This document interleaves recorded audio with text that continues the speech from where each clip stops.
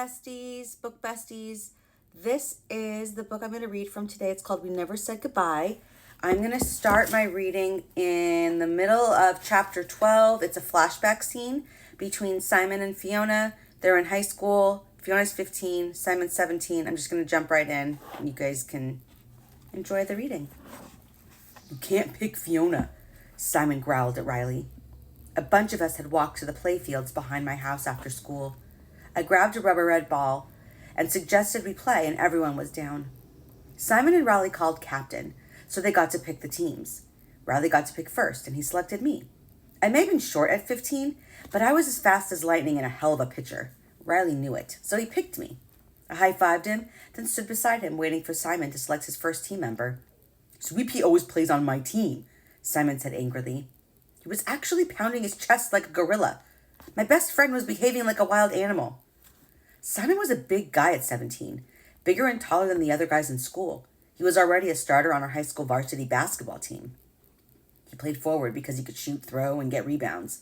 He was known as a versatile player, an important position on the team, and he knew it. At well over 6 feet tall, a star athlete and a top academic achiever in school, Simon was one of the most popular boys. It didn't hurt that he looked like Clark Kent. He was all black hair and emerald green eyes, looked permanently lined with thick black eyeliner. The guy was gorgeous, and he knew it. Like hell if I was ever going to tell him, his head was big enough. Having a little freshman following him around did not make me a fan favorite, that's for sure. In fact, I tried to avoid him after the first day of school. The mean looks from the girls alone were enough to keep me away, even from my best friend. But Simon wasn't having it, and he didn't let anyone bully me. He wanted me around all the time, and when I wasn't, he would act all pissed off at me like I was avoiding him. I'll admit, I was. He was kind of a lot. It was worse when the girls came around. I hated it. I felt like a third wheel. But if I got up and sat with Riley or Jason, who I'd known just as long, and we were friends too, and they also made that very clear, Simon would get all mad. Kind of like he was now. But once I explained to the girls that I was basically his little sister, they stopped antagonizing me and started trying to utilize me. That was worse, and I hated it. I really hated it when Simon went on dates. It made me angry and sad. So we didn't talk about the girls. I didn't want to hear about his dates or what he did on them. I wanted nothing to do with that stuff. I picked first and I picked Fiona. You can't call dibs on Fee, Riley pushed back. She's everyone's friend. A few inches shorter than Simon, Riley was a force. Riley was super cute and bossy in his own right, with his light brown hair and blue eyes blazing as at Simon right now. Riley had a powerful scowl. He also played on the basketball team and was almost as protective of me as Simon was. You know she's always on my team, Simon pushed back, his thumb pointing to his chest for emphasis.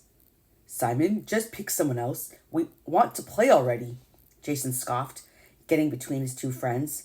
This is bullshit and you know it, Simon muttered, pointing at Riley like he was Lou Pinella and Riley was an umpire he didn't agree with. Why Simon was being so peculiar about me, I had no idea. This was new. Although I'd always played on Simon's team, I can only assume it was because he was worried about me. He was always worried about me. He was worse than Josie, and she was actually my sister. He had gotten worse now that I was in high school. Team selection resumed, and we each went to our designated dugouts. Simon stood outside his teams and looked at me with his arms crossed and frowned. You know you're always on my team, he said, leaning against a post with his ankles crossed. If he frowned any harder, his brows would form a single line. I'll be fine, I told him, trying to calm his worry. No one's going to try to hurt me. That isn't the point, he said. I scrunched my nose. What was the point then? What else could it be about? V, you're pitching, Riley yelled out as he tossed me the ball. I caught it and ran to the pitcher's mound. Jason was up first. I threw the ball like a bowling ball toward him, but I put a little topspin on it, so when it got close to the home plate, the ball curled out to the right. Jason went to kick it, but he missed. What the bleep, Sweet Pea? He chuckled. You got some throwing skills. Jason was the most easygoing with me. He never tried to act superior or bossy, but he definitely stuck up for me when the girls got mean. Or boys. He was pretty consistent. Riley was less bossy, but definitely as protective of Simon. Simon was just crazy. When school started, Jared Danforth from my homeroom class asked me to homecoming dance. I'd said yes, excited to have a date for my first dance. I don't know how, but Simon found out. I specifically made a point of not telling him. But someone told him, and of course, he ruined everything. All night, Simon stared Jared down and had a permanent scowl on his face. Worse, he took his date to the same restaurant that my group went to. Then he kept coming over to the table and putting his arm around me. It was humiliating because Jared ended up ditching me at the dance. I had to hitch a ride with Simon and his date. What's her name? I don't even remember. But she was not at all happy about it because he made her sit in the back while he scolded me about going on dates with boys.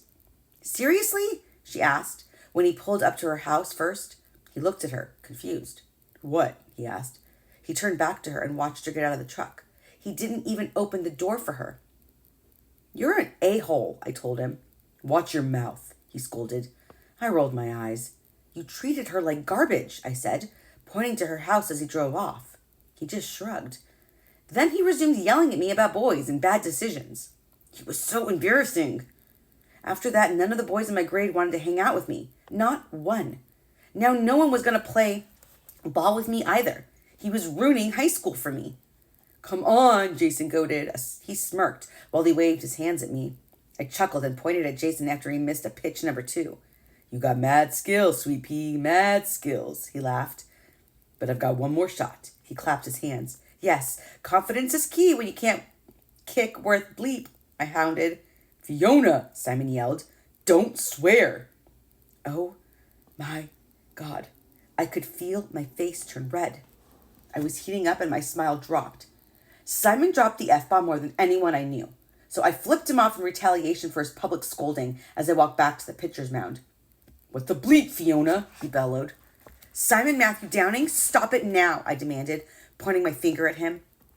I stood with my head held high, holding the red ball on my hip. He stomped over to me and grabbed my arm, forcing me to turn and look at him.